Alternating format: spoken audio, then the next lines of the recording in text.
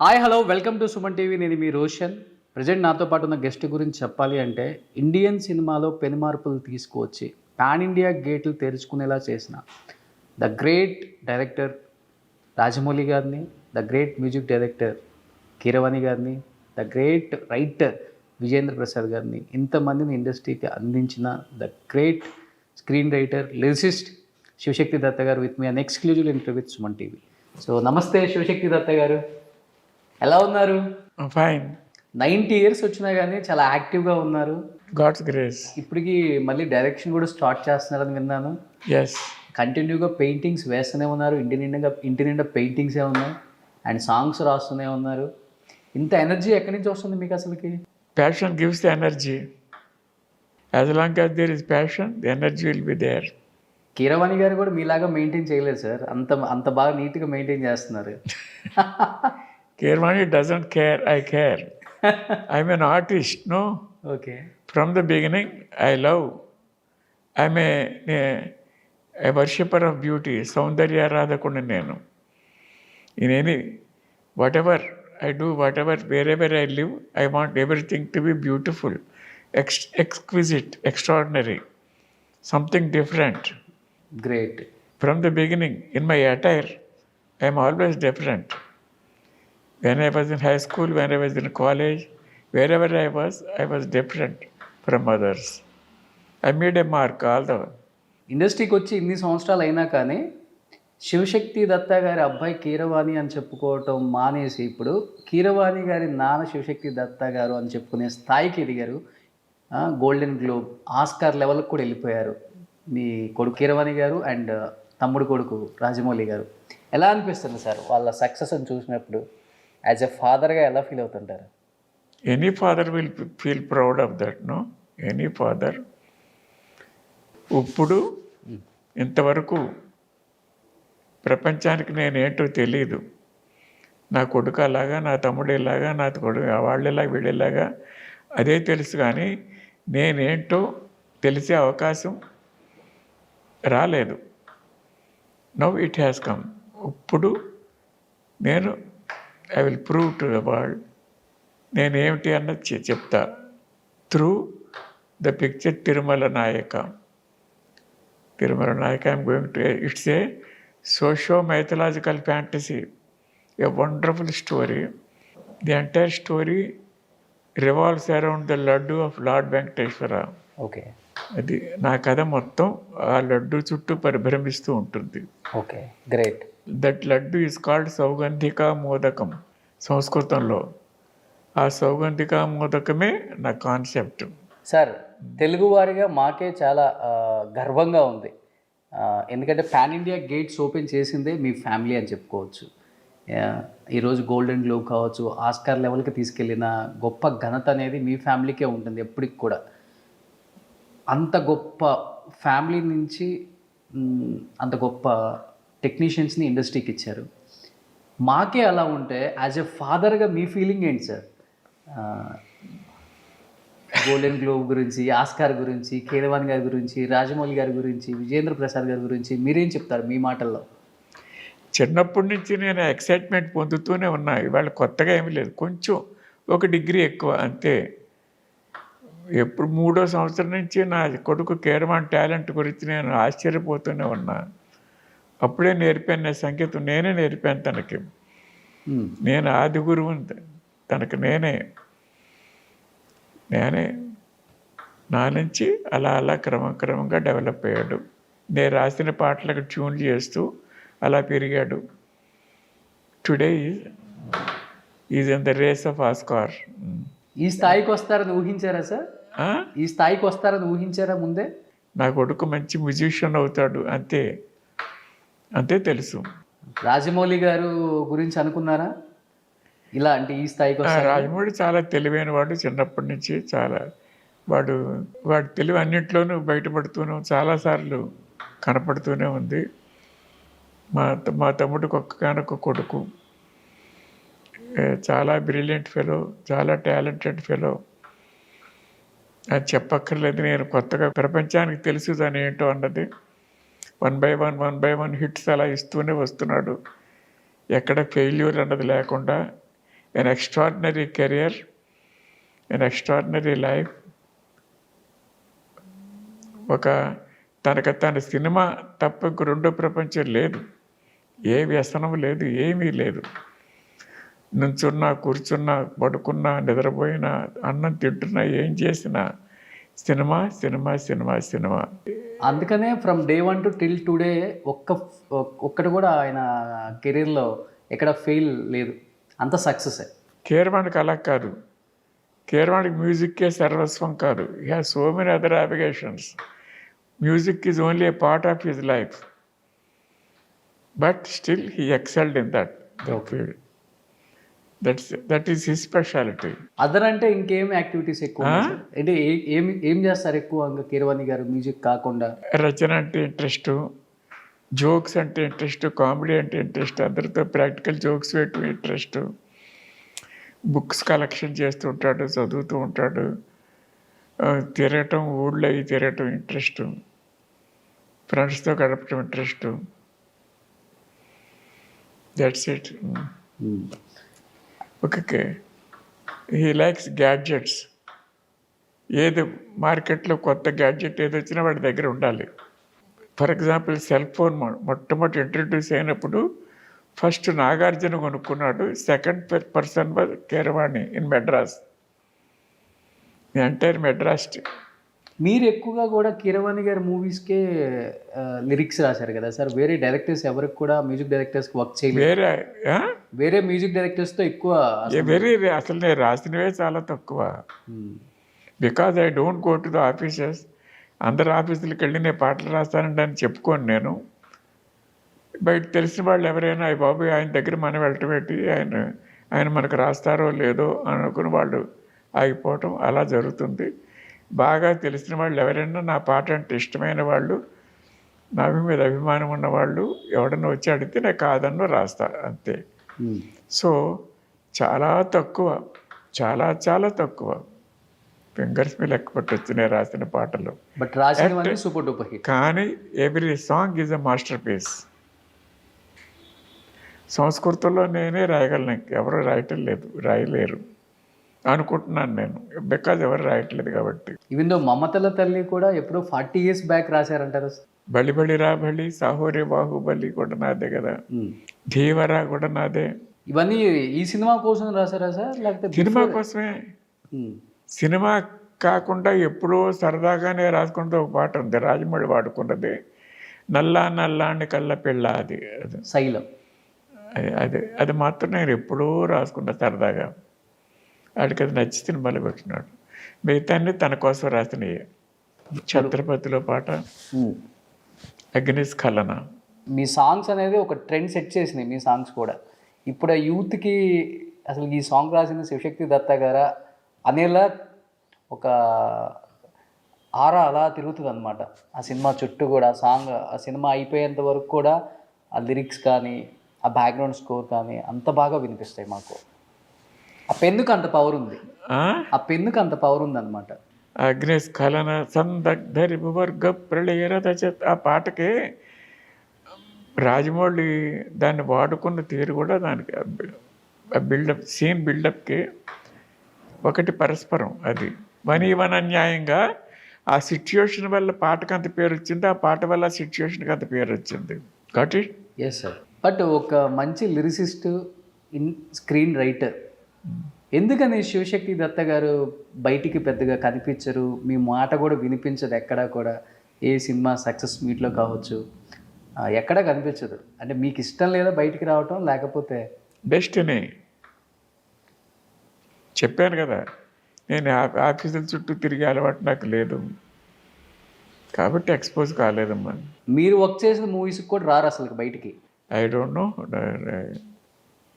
కానీ I want to show them. ఇప్పుడు నేను తిరుమలకి చేస్తున్నాను. Story, screen play, song, dialogue, direction, everything my self.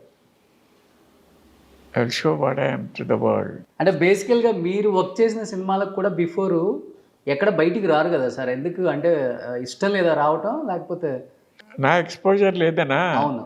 I don't know why, నాకు తెలియదు మరి. Sir not only lyricist and screen writer, ఈ పెయింటింగ్ అనే ఆర్ట్ ఎక్కడి నుంచి వచ్చింది సార్ మీకు? మీ పెయింటింగ్స్ ఎంత అద్భుతంగా ఉన్నాయంటే ఒక్కొక్క పెయింటింగ్ ఒక్కొక్క అర్థం ఉంది. నాకు ప్రాణం పెయింటింగ్స్ అంటే.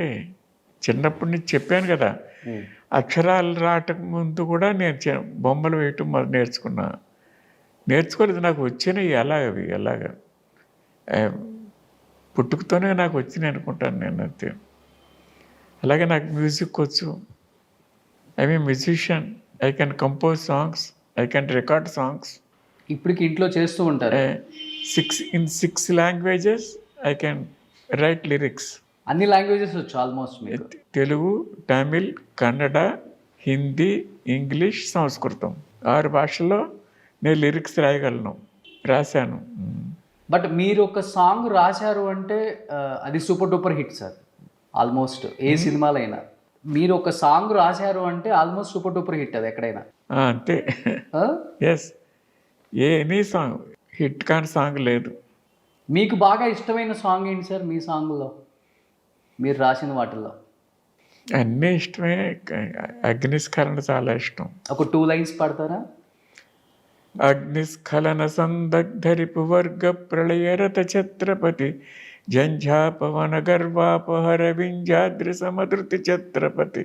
నాకు ఇష్టమైంది మమతల తల్లి. మమతల తల్లి ఒడి బాహుబలి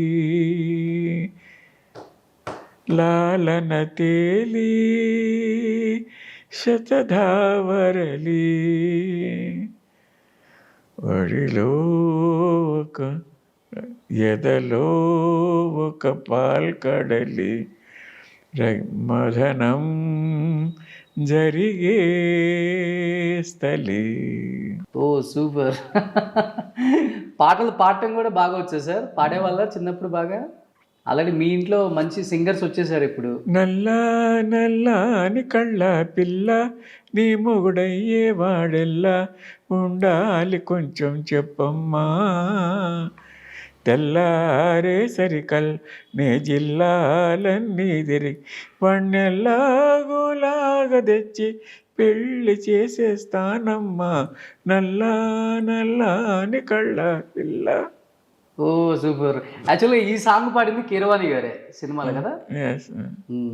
మీరు రాసిన పాటల్లో కీరవాణి గారు నిజంగా చాలా బాగుంది నాన్న అని చెప్పిన సాంగ్స్ ఏంటి? అన్నీ నచ్చుతాయి. ఎలా ఉంటుంది సార్ ఇద్దరి మధ్య? సన్ అండ్ ఫాదర్ బాండింగ్ ఉంటుందా, లేకపోతే ఫ్రెండ్లీగా ఉంటారా? Very rare. నాకు వాడంటే ప్రాణం. నాకు కీరవాణి అంటే నాకు పంచప్రాణాలు. కీరవాణి గారి స్ట్రెంగ్త్ అంటే ఏమని చెప్తారు, వీక్నెస్ అంటే ఏమని చెప్తారు? His carefreeness is his strength. He doesn't care for anything much. తనకి ఎలా బ్రతకాలనుకుంటే అలా బ్రతుకుతూ ఉంటాడు హ్యాపీగా. That is his strength.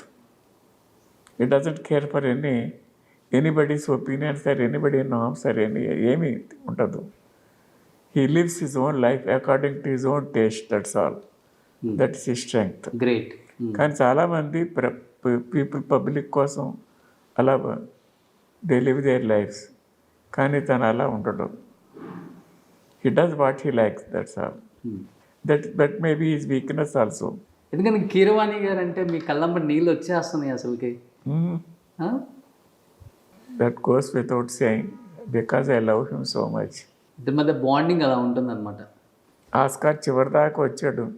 నేను పూజించే అందరి దేవతల అనుగ్రహం వల్ల వాటికి ఆస్కార్ రావాలి, అది కోరుకుంటూ ఉంటాను నేను. కీరవాణి గారి స్టార్టింగ్లో కెరీర్లో స్ట్రగ్లింగ్లో ఉన్న పీరియడ్లో ఎప్పుడైనా ఆయన గురించి ఆలోచించి బాధపడిన సందర్భాలు ఉన్నాయా మీరు యాజ్ ఎ ఫాదర్గా?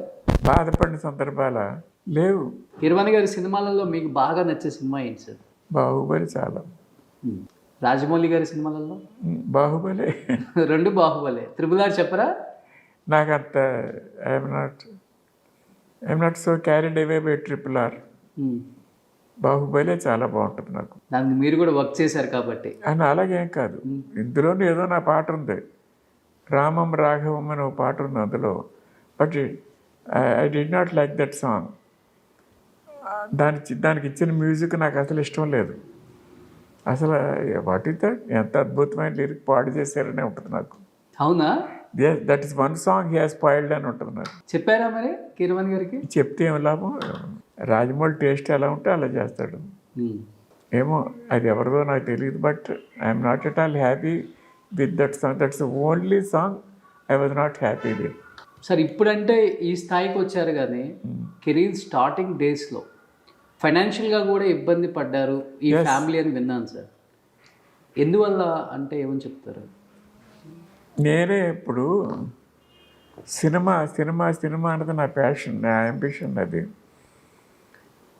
తుంగభద్రలో వెళ్ళిపోయాం, వలస వెళ్ళిపోయాం. అక్కడ మేము అందరం 4 అన్నదమ్ములు. అక్కడ 16 సంవత్సరాలు ఉన్నాం. అక్కడ 300 ఎకరాలు కొన్నాను నేను. మీరు? ఎస్. అంత పెద్ద ఆ ఏరియాలో అంతలో నా పేరు పెద్ద పేరు. ఒక 50 మైల్స్ లెంగ్త్లో ఆ రోడ్లో నా పేరు తెలుసు అందరికీ. కానీ ఈ సినిమా గురించి ఒకటి 10 ఎకరాలన్నీ అలా అమ్మేస్తూ మెడ్రాస్లో వచ్చి సెటిల్ కావటానికి, సినిమాలు తీయటానికి మొత్తం అమ్మేశాను అంతాను. మొత్తం అమ్మేసి మళ్ళీ ఈరోజు ఎలాగా రేపు ఎలాగా అన్న పరిస్థితికి వచ్చాం కూడా. ఓకే. కానీ అప్పుడు మళ్ళీ విజయన్ ప్రసాద్ నేను కలిసి రాఘవేంద్రరావు ప్రాపులో మెల్లిగా దత్తా బ్రదర్స్ అన్న పేరు మీద కథలు ఇవ్వటం, గోస్ట్ వర్క్ ఎక్కువ చేసాం పరుచూర్ బ్రదర్స్కి. ఆ తర్వాత జానకిరాముడి సినిమా వచ్చింది, కొదమసింహం వచ్చింది మాది. అలా మెల్లిగా అలా కొంచెం నిలబడ్డాం. అపార్ట్ ఫ్రమ్ దిస్ కీరవాణి చక్రవర్తి దగ్గర పనిచేస్తూ సంపాదించే డబ్బులతో ఫ్యామిలీ నడుస్తూ ఉండేది. రాజమౌళి గారికి పెయిన్స్ అని తెలుసు. చిన్నపిల్లవాడు అప్పుడు, చాలా వాడు. వాళ్ళిద్దరికి 10 ఏళ్ళు తేడా. ఈ స్ట్రగ్లింగ్ పీరియడ్ అంతా చూశారు కీరవాణి గారు. Has supported the family. అచ్చంగా తనే కాదు, మేము మొత్తం, నేను విజయన్ ప్రసాద్ కీరవాణి కలిసి మొత్తం ఫ్యామిలీ లాక్కొచ్చాం. 4 బ్రదర్స్ ఉండేవాళ్ళం, ఒకే ఇంట్లో ఉండేవాళ్ళం, జాయింట్ ఫ్యామిలీ మొత్తం. ఇప్పుడు కూడా మేము విడిపోయామన్నది అది ఉండదు అలాగ. ఇప్పుడు ఎంఎం శ్రీలేఖ గారి ఫాదరు, మీరు, కీరవాణి, విజయన్, నేను, నా మొత్తం ఎంతమంది సార్ ఫ్యామిలీ? రామకృష్ణ కింద చూశారు కదా. చూశాను. ఆ తర్వాత బోస్ అని Srilekha father, is no more. ఆ తర్వాత విజయంత్ ప్రసాద్. మేము మొత్తం 6 అన్నదమ్ములు. 2 వెళ్ళిపోయారు, 2 కాదు, మా బోస్ కూడా వెళ్ళిపోయాడు. ఒక 3, 2 సిస్టర్స్, ఒక సిస్టర్, అంతే. అందరికంటే పెద్ద sister. But MM Keeravani, SS Rajamouli, ఎందుకని names different? MM Keeravani, SS Rajamouli, ఎందుకని అక్కడ ఎంఎం ఇక్కడ ఎస్ఎస్? అదా Marakathamani Keeravani. Okay. Not surname, proper నేమే అది. మరకతమణి అని అంటే ఎమరాల్డ్ అని అర్థం. తమిళ్లోను మలయాళంలోను మరకతమణి అని ఉంటుంది. అవును. తెలుగు, కన్నడ కీరవాణి అని ఉంటుంది. ఎస్ఎస్ అంటే శ్రీశైల శ్రీరాజమౌళి. అది ప్రాపర్ నేమే, సర్నేమ్స్ కాదు. సర్నేమ్స్ కాదు. మా సర్నేమ్ కోడూరి. మళ్ళీ అక్కడ శ్రీలేఖ గారికి ఎంఎం శ్రీలేఖ వచ్చింది. అది మణిమేఖల, దాని పేరు మణిమేఖల శ్రీలేఖ, అలా పెట్టాం పేరు చిన్నప్పుడు. ఇప్పుడు ఫ్యామిలీ అంతా ఆల్మోస్ట్ సినిమా వైపే ఉంది సార్. అంటే ఇప్పుడు రాజమౌళి గారు ఒక సినిమా తీస్తున్నారు అంటే music director, at the same time line producer and costumes అంతా కూడా ఫ్యామిలీ చుట్టూ ఉండి చూసుకుంటుంది. అంటే ఒక జాయింట్ ఫ్యామిలీ అంటే అది ఎప్పుడు సినిమాలో కూడా ఉండాలని అది పెద్దలు మీరు క్రియేట్ చేశారా, లేకపోతే వాళ్ళు ఓన్గా వల్లి గారు అందరూ కలిసి వర్క్ చేస్తూనే ఉంటారు అన్ని మూవీస్కి? ఓకే, అందరూ ఇన్వాల్వ్మెంట్ ఏమీ లేదు, కొంతమంది ఇన్వాల్వ్. అదే ఆల్మోస్ట్ వల్లి గారు ఉంటారు, రమ గారు ఉంటారు, కార్తికేయ ఉంటారు, కీరవాణి గారు ఉంటారు, సాంగ్స్ పాడితే మన కాలభైరవ ఉంటారు. బట్ హీరోలుగా ఎందుకని సార్ ఎవరిని తీసుకురాలేదు ఇండస్ట్రీకి? హీరో లుక్స్ రాజమౌళికి ఒక్కడికే ఉన్నాయి, బట్ హీఈస్ నాట్ ఇంట్రెస్టెడ్. ఎంతమంది అడిగినా అంటాడు అంతే. మంచి గుడ్ లుక్స్, చాలా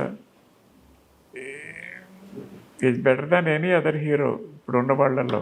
అవును. కానీ ఈజ్ నాట్ ఇంట్రెస్టెడ్. బట్ సింహ కూడా ఆల్మోస్ట్ రాజమౌళి గారి లాగే ఉంటుంది. ఉండడు. నో. అదేంటి అలా అంటారు? I know, I'm an artist. Okay. ఎవరి బుక్ ఎలా ఉంటుంది, ఎవరి నోరు ఎలా ఉంటుంది, ఎవరి కళ్ళు నాకు తెలుసు. You don't know. Every curve, every this thing, every small shade matters. What is beauty, what is charm, what is handsomeness, you don't know, I know. నా కొడుకు కాబట్టి నాకు గొప్ప అని చెప్పను నేను అలా.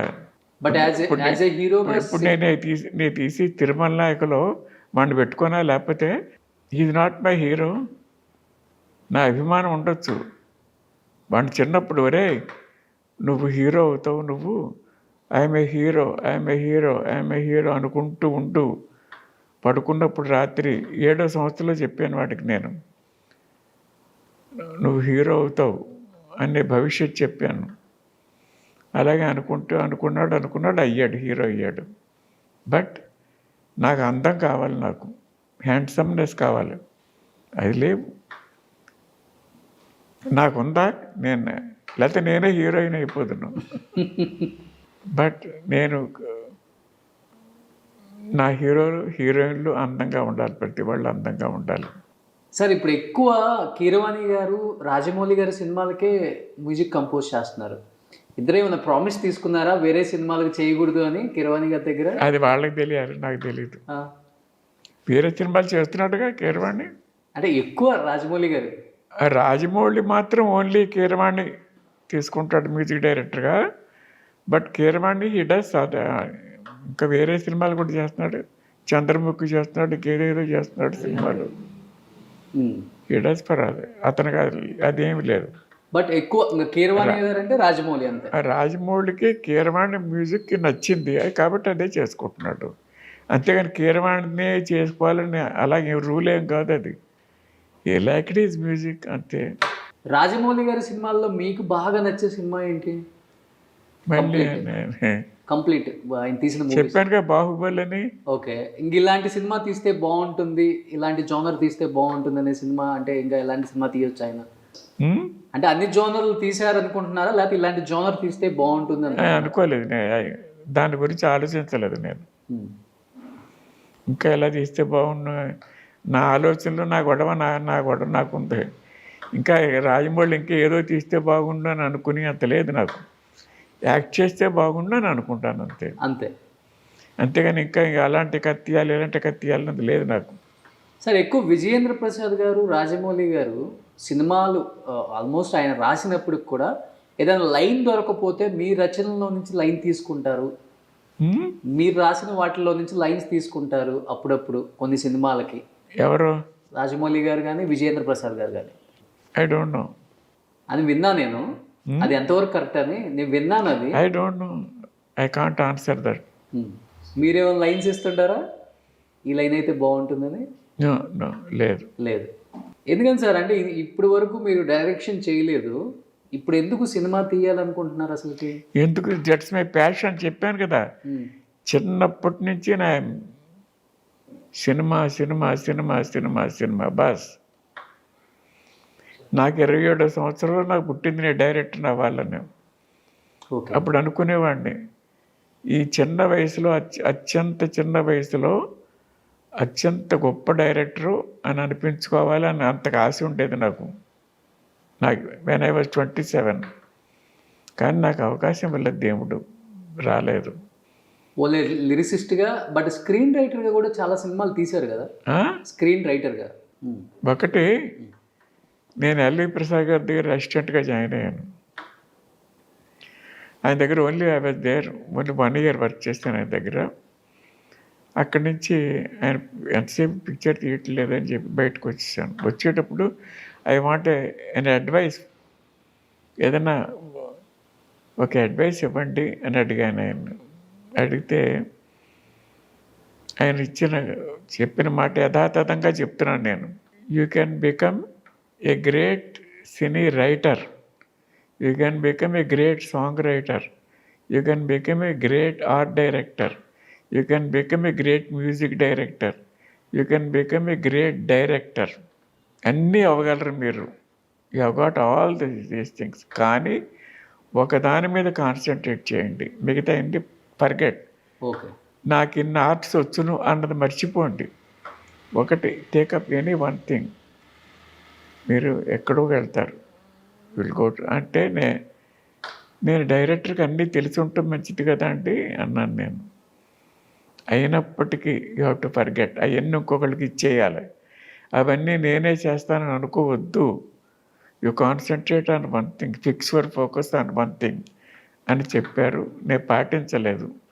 That's a blunder I have committed in my life. Okay. A blunder. అది ఆయన మాట పాటించుంటే ఎప్పుడో నేను పెద్ద అయ్యి ఉండేవాడిని. నేను సైమల్టేనియస్గా ఈ పెయింటింగ్ని పర్సూ చేయటం మానలేదు నేను. రెండు కళ్ళుగా చిన్నప్పటి నుంచి సినిమా పెయింటింగ్, పెయింటింగ్ అంటే అంత ఇష్టం, సినిమా అంటే అంత ఇష్టం. ఏది వదులుకోలేకపోయాను నేను. సో సగం టైం దీనికి వేస్ట్ చేస్తుంటే సగం టైం దీనికి అలా అయిపోయింది. బట్ ఇప్పుడు మీరు డైరెక్టర్ అయితే హిస్టరీలో నిలిచిపోద్ది మీ నేమ్. 90 ఏజ్లో డైరెక్టర్ అవటం మీరే ఇంకా. అఫ్ కోర్స్ ఐఎమ్ రన్నింగ్ 91 ఇయర్స్లో కూడా ఇంత జోష్గా ఉన్నారు సార్ అసలుకి. God's grace. హ్యాపీగా నడుస్తున్నారు, మీ పనులు మీరు చేసుకుంటున్నారు, ఇప్పటికి పెయింటింగ్ వేస్తున్నారు, రైటింగ్ ఉంది. I'm a good actor to you know. I can act wonderfully. I can give any expression. Nobody can give equal to me.